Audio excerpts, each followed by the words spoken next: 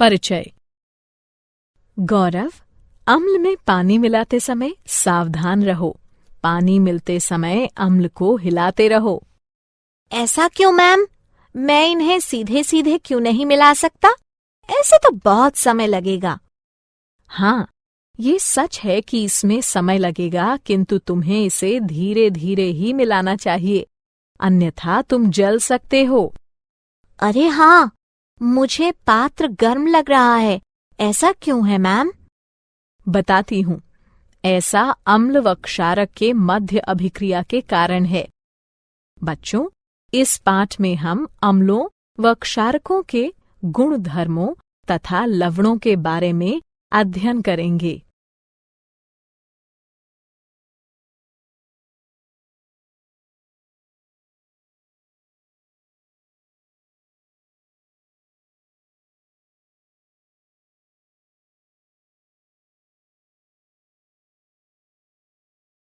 उद्देश्य। इस पाठ के अंत में आप निम्न करने में सक्षम हो जाएंगे: अम्लों व क्षारकों के रासायनिक गुण धर्मों की व्याख्या करना, अम्लों व क्षारकों के सामान्य गुण धर्मों को पहचानना, अम्लों व क्षारकों की प्रबलता का वर्णन करना, लवणों की व्याख्या करना।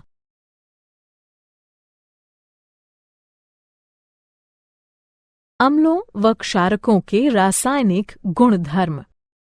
अम्ल वह तत्व है जो पानी में मिलाए जाने पर हाइड्रोजन आयन उत्पन्न करता है, और क्षारक वह तत्व है जो पानी में मिलाए जाने पर हाइड्रोक्साइड आयन उत्पन्न करता है। अम्ल व क्षारक दोनों ही के रासायनिक गुणधर्म भिन्न भिन्न होते हैं। आइए इनके गुण धर्मों का अध्ययन करते हैं। अम्लों व क्षारकों के रासायनिक गुणधर्म कुछ इस प्रकार हैं। गंधीय सूचक। मान लीजिए आपको 4 रसायन दिए जाते हैं और अम्ल या क्षारक के रूप में उनकी पहचान करने को कहा जाता है। आप कैसे पहचानेंगे? आइए पता लगाते हैं। हमारे पास गंधीय सूचक है जो बताते हैं कि कोई तत्व विशेष गंध में परिवर्तन के कारण अम्ल या क्षारक है। इनका प्रयोग प्रयोगशालाओं में गंधीय अनुमापन नामक प्रक्रिया द्वारा यह देखने के लिए किया जाता है कि कोई विलयन अम्ल है या क्षारक। गंधीय सूचक इस सिद्धांत पर कार्य करते हैं कि जब कोई अम्ल या क्षारक किसी तत्व में मिलाया जाता है तो उसकी गंध का पता नहीं लगाया जा सकता। उदाहरणार्थ, लाल पत्ता गोभी का रस। इस द्रव का रंग नीला बैंगनी होता है, परंतु जब यह अम्लीय तत्वों के संपर्क में आता है तो लाल हो जाता है, और जब क्षारक के संपर्क में आता है तो हरा या कभी-कभी पीला हो जाता है।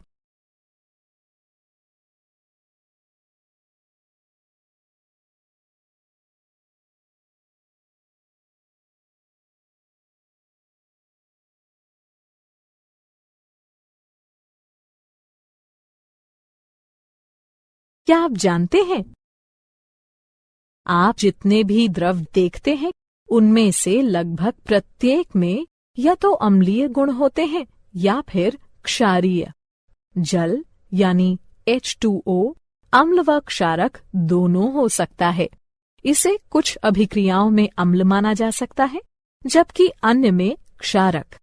जल अम्ल या क्षारक बनाने के लिए स्वयं के साथ भी अभिक्रिया कर सकता है।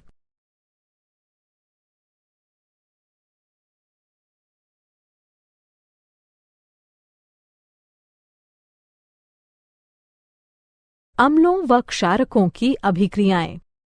आइए वापस वहीं चलते हैं जहां गौरव को मिक्सिंग बीकर गर्म लगा था।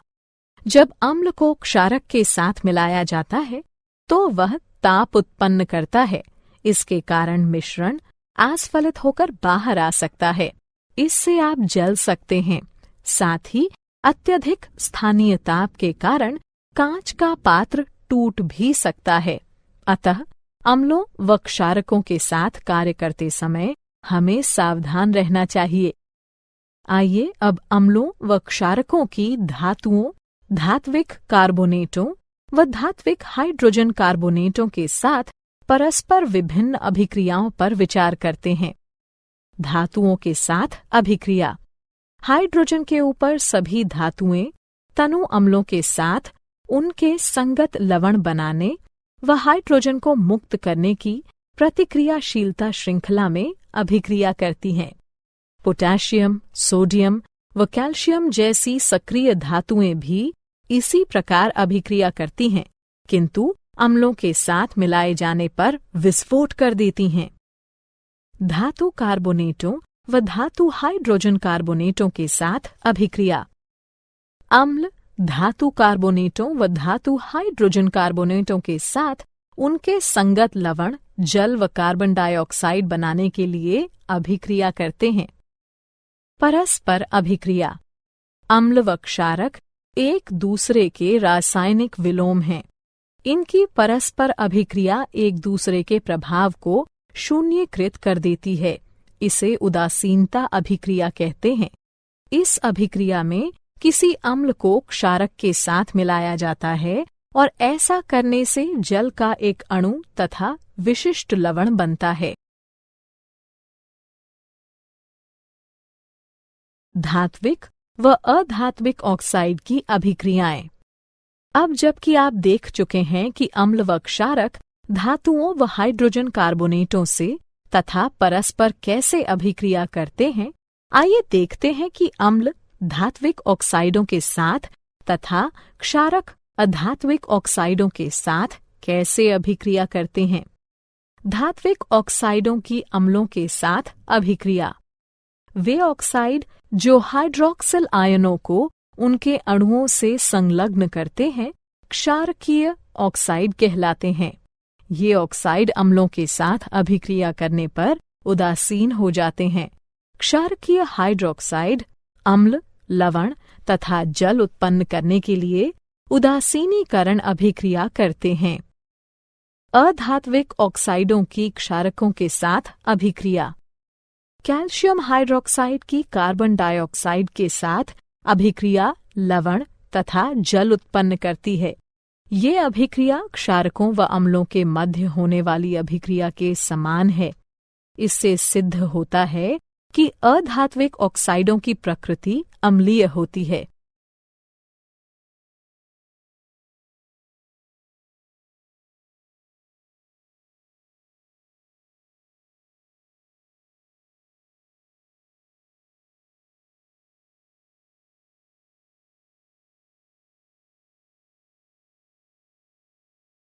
क्या आप जानते हैं, जब अम्ल व क्षारक परस्पर अभिक्रिया करते हैं तो वे जल उत्पन्न करते हैं। अम्ल H+ आयन उत्सर्जित करता है तथा क्षारक OH- आयन के साथ उसका संयोजन करके उसे ग्रहण करता है। यही कारण है कि अम्ल को प्रोटॉन दाता तथा क्षारक को प्रोटॉन स्वीकारक कहा जाता है। जल के साथ अभिक्रिया। जब अम्लों को किसी जलीय विलयन में मिलाया जाता है तो वे आयन उत्पन्न करते हैं। किसी अम्ल या क्षारक को जल में मिलाते समय आपको यह याद रखना चाहिए कि यह एक ऊष्माक्षेपी प्रक्रिया है। सांद्र अम्ल में जल मिलाते समय ध्यान रखिए कि उत्पन्न ताप मिश्रण को आस्फलित कर सकता है, जिससे आप जल भी सकते हैं। अत्यधिक स्थानीय ताप के कारण कांच का पात्र टूट भी सकता है। जब आप किसी अम्ल या क्षारक को पानी में मिलाते हैं तो प्रति इकाई आयतन के हिसाब से आयनों की सांद्रता घट जाती है। इस प्रक्रिया को तनुकरण कहते हैं और आपको तनु अम्ल या क्षारक प्राप्त होता है। अम्लों व क्षारकों की प्रबलता। किसी विलयन में उपस्थित आयनों की मात्रा जानने के लिए अथवा किसी अम्ल या क्षारक की प्रबलता का पता लगाने के लिए आपको एक सार्वभौमिक सूचक का प्रयोग करना पड़ेगा। सार्वभौमिक सूचक अनेक सूचकों का मिश्रण होता है। यह किसी विलयन में हाइड्रोजन की विभिन्न सांद्रताओं को विभिन्न रंगों में प्रदर्शित करता है। एक पीएच पैमाना वो पैमाना होता है जिसके प्रयोग से हम किसी विलयन में हाइड्रोजन आयन की सांद्रता को माप सकते हैं। आप पीएच को 0 से माप सकते हैं, जो कि अत्यंत क्षारीयता का प्रतिनिधित्व करते हुए 14 तक अति अम्लता प्रदर्शित करता है। उदासीन तत्वों के पीएच का मान 7 होता है।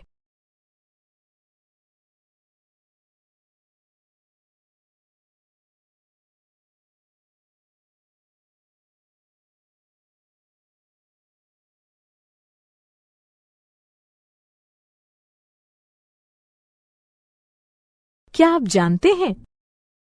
सभी अम्लों के गुण धर्म समान होते हैं।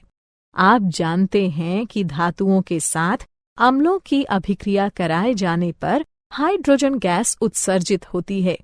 इससे सिद्ध होता है कि हाइड्रोजन सभी अम्लों में विद्यमान है। तथापि आपको ये पता लगाना होगा कि क्या हाइड्रोजन रखने वाले सभी तत्वों में अम्लीय गुण धर्म पाए जाते हैं।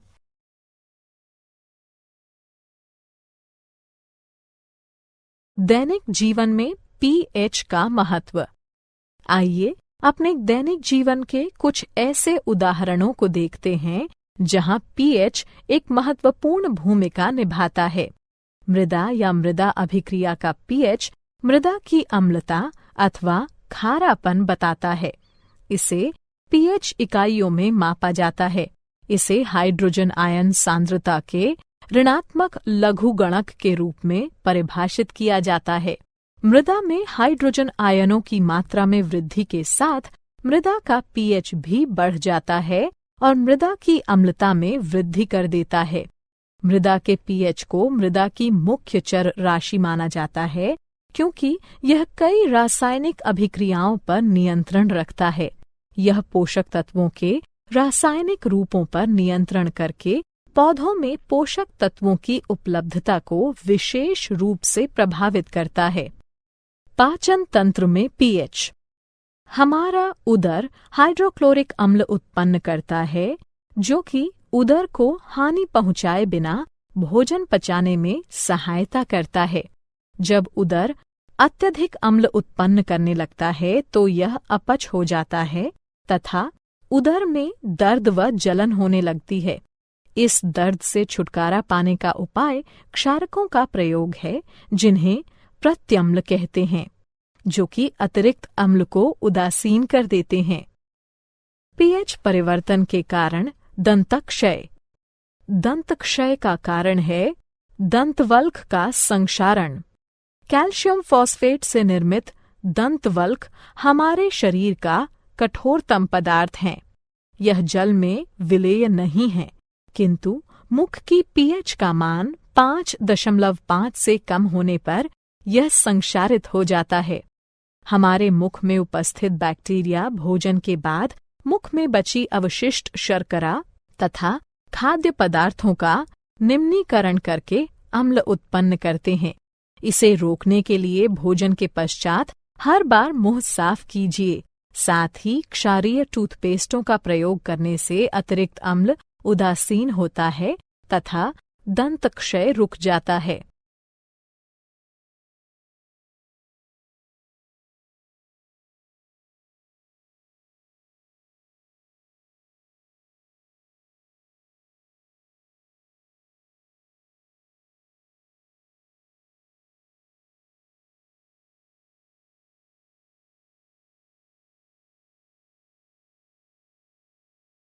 क्या आप जानते हैं?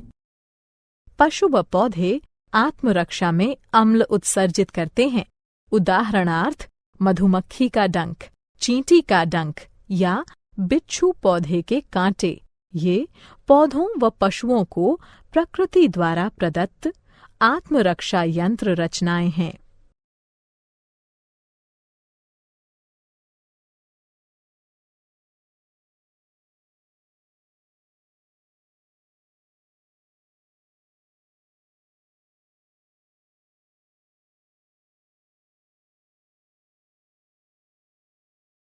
लवण परिवार। लवण अम्लों व क्षारकों के मध्य अभिक्रिया से निर्मित होते हैं। जब अम्ल का H+ आयन धातु या अमोनियम के आयन से बदला जाता है, तब लवण बनते हैं। एक जैसे ऋणात्मक या धनात्मक मूलक एक ही परिवार के कहलाते हैं। उदाहरणार्थ NaCl व Na2SO4 सोडियम लवणों के परिवार से हैं। इसी प्रकार NaCl व KCl क्लोराइड लवणों के परिवार से हैं।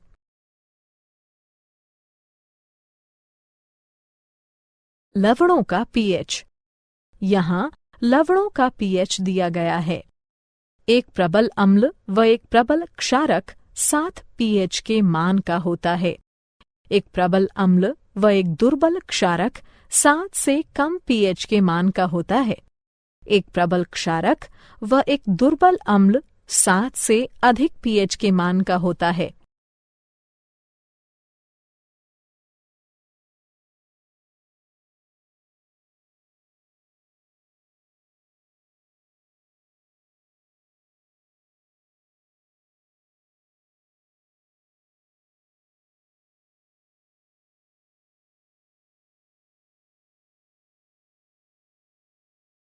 सामान्य लवणों से मिलने वाले रसायन।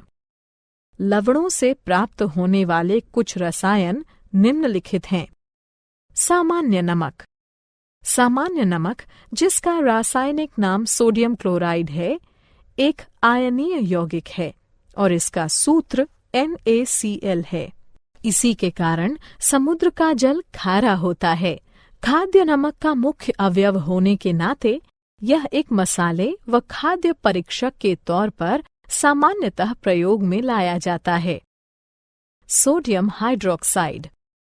सामान्यतः कास्टिक सोडे के नाम से पहचाने जाने वाले सोडियम हाइड्रोक्साइड का आणविक सूत्र NaOH है। यह एक उच्च प्रदाहक धात्विक क्षारक है जो कि तृणशय्या, पपड़ी, दाने तथा 50% संतृप्त विलयन के रूप में पाया जाता है।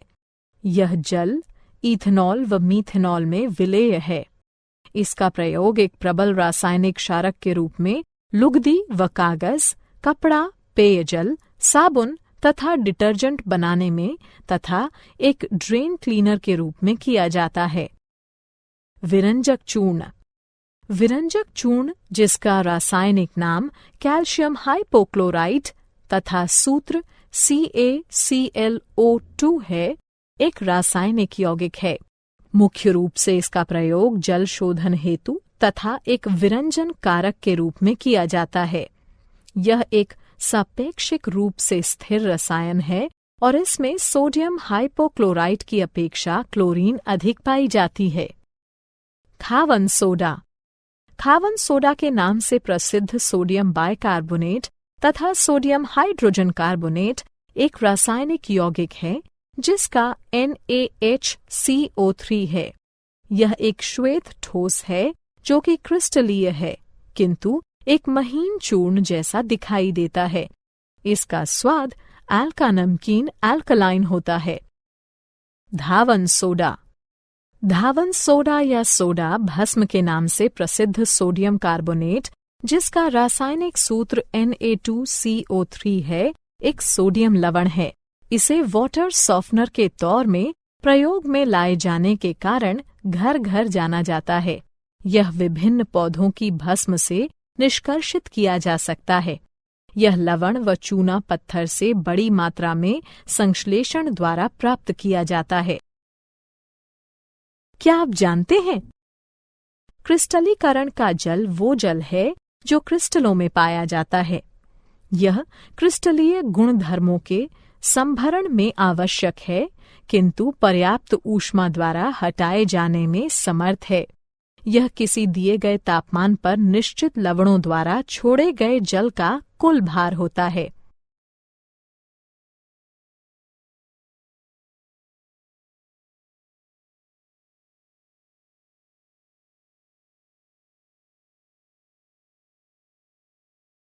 सारांश।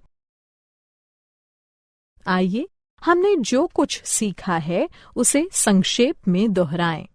अम्ल वो पदार्थ है जो जल में मिलाए जाने पर हाइड्रोजन आयन उत्पन्न करता है, जबकि क्षारक वो पदार्थ है जो जल में मिलाए जाने पर हाइड्रोक्साइड आयन उत्पन्न करता है।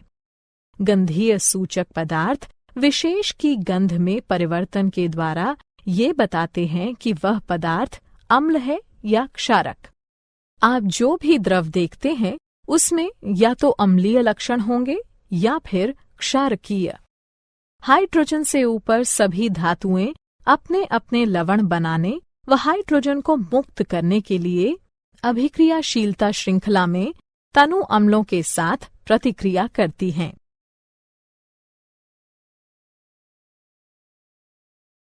अम्ल कार्बोनेटों व हाइड्रोजन कार्बोनेटों के साथ उनके लवण, जल व कार्बन डाइऑक्साइड बनाने के लिए प्रतिक्रिया करते हैं।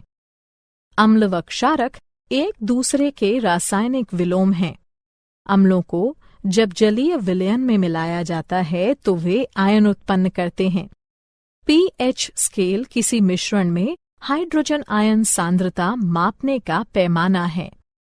लवण अम्लों व क्षारकों के मध्य अभिक्रिया के कारण उत्पन्न होते हैं।